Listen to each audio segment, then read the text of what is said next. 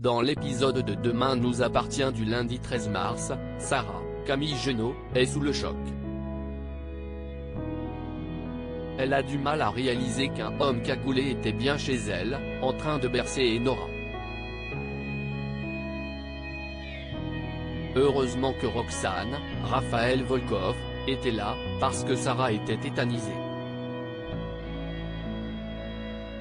Lorsque le rôdeur a posé le bambin, Roxane s'est empressée de lui donner un coup de batte de baseball dans les côtes. Toutefois, il est parvenu à s'échapper.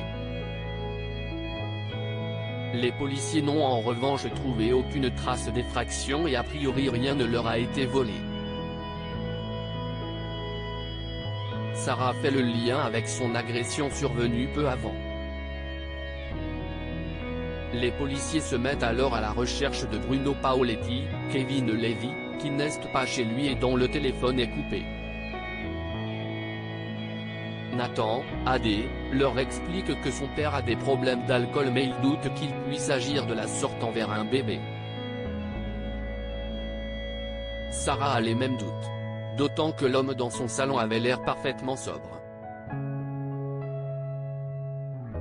Néanmoins, Nathan débarque en trompe chez Julie, Lou Noéry, qui était en train de soigner leur père qui a un hématome au niveau des côtes. Bruno prétend être tombé, seul. Nathan le somme d'arrêter de faire des histoires sur son lieu de travail. Si Bruno admet qu'il n'aurait pas dû boire, le ton monte entre le père et son fils. Ils en viennent même aux mains. Il est convaincu de la culpabilité de Bruno, même si ce dernier assure n'avoir rien fait. Julie intervient alors pour les séparer. Elle rattrape ensuite son demi-frère dans la rue pour savoir ce qu'il s'est passé. Julie refuse d'y croire. Nathan, lui, décide d'aller dénoncer son père aux policiers.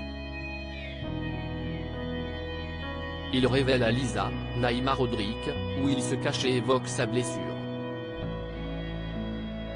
Quand Nordine, Youssef, vient l'arrêter, Bruno se montre agressif. Au même moment, Raphaël reçoit dans son cabinet Corinne Chassagne, Mélanie Père. Elle est en instance de divorce et son mari la harcèle. Elle hésite à déposer une main courante contre lui de peur des représailles mais se laisse finalement convaincre de l'importance que cela représente. Plus tard, dans la soirée, alors qu'elle retourne à son bureau, Raphaël découvre la porte ouverte. Tout est sens dessus-dessous. Le rôdeur prend alors la fuite et claque la porte. Raphaël est effrayé. Victoire et Soisic, en concurrence pour les beaux yeux d'un nouveau médecin d'Orient, Ryan Hubé, se sent coupable de l'arrestation d'Étienne, Patrick Guérino. Surtout, il ne reconnaît pas son père. Il n'arrive pas à croire ce qu'il a fait. Bénédicte, Honorine Magnier, lui explique qu'il ne doit pas changer de regard sur Étienne. Il a agi de la sorte afin de protéger les siens et s'assurer que Dorian ne fasse pas les mêmes erreurs que lui plus jeune. Mais ils ne peuvent pas s'écrouler, au risque qu'Étienne pense qu'il a tout détruit et que cela ne sert plus à rien qu'ils se battent. De son côté, Martin, Franck Monsigny, interroge Alexis, Michael Fitoussi. Il avoue pour les braquages et le coup de feu tiré par accident sur Timothée, Grégoire Champion, mais maintient ne pas avoir fait chanter Étienne. Martin joue la carte sensible pour le faire plier. Il sait qu'Alexis a souffert de l'absence de son père lorsque ce dernier a été incarcéré et fait le parallèle avec Étienne et Dorian mais rien n'y fait. Il clame qu'Étienne a sa part de responsabilité.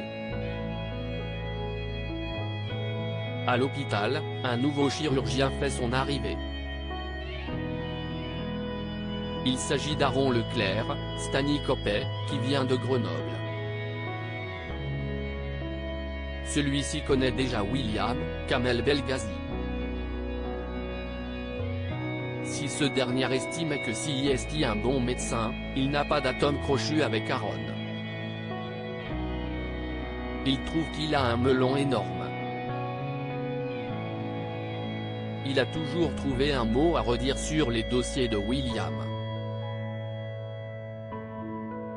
Victoire, Solène Hébert, lui fait le tour de l'hôpital et en profite pour l'interroger sur les raisons de sa mutation.